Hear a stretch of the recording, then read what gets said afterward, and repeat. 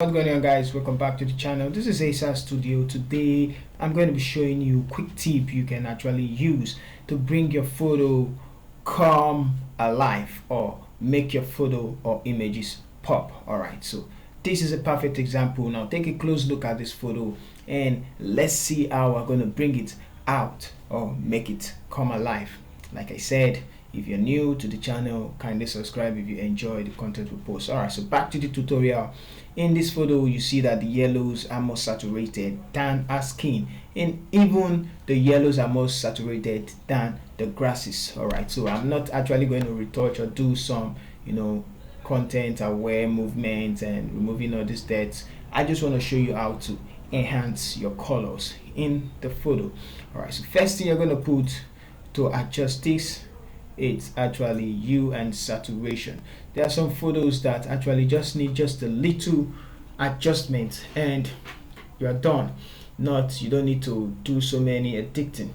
So this is an example. Now in the hue and adjustment layer, it has this drop down menu that you can choose different colors spectrum, which is the red, yellow, green, cyan, blue and magenta. But let's see, we're not going to increase just the master saturation because it's actually going to increase everything in the photo. I just want to make each adjustment. I don't want to increase the saturation of the yellows again, so that's why we're going to go inside the master and we're going to select individual ones. So let's start with the red, and this one I'm going to bump it all the way up and you can see that it's actually looking amazing. Let's see how the perfect range it's gonna be. So I can leave it there. We can actually change that later on, but I'm gonna leave it at 45. I'm gonna go to the grains and also bring the grains all the way up like 44.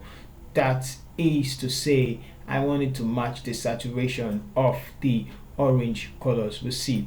We can also go back to the blues and also make the blues more saturated and not more than 45. So we're going to leave it like that. We can actually adjust the full one, but I'm not going to adjust the full one. If you see that's too much, you can do some little adjustment. Alright, so just take a look at the before and then the after, how the image came to life. Okay, so now one more thing, we're going to go back to the exposure, the adjustment layer, and create an exposure. And I just want to make the photo a little bit, make the subject pop out a little bit more. So I'm going to increase the gamma and you can see just how it makes the subject gave it more contrast compared to before. So you can see before and then after. Alright, so these are the things you need to actually look out for when editing your photo. So one more last adjustment there we can create is the curves. Go to the curves and we're going to create an X curve. So take this just the way, just a little bit up and bring this just down a little bit, just like so. I think we can press up a little and you can see the before and then the after, before and then after. Alright, so but it actually balances the exposure.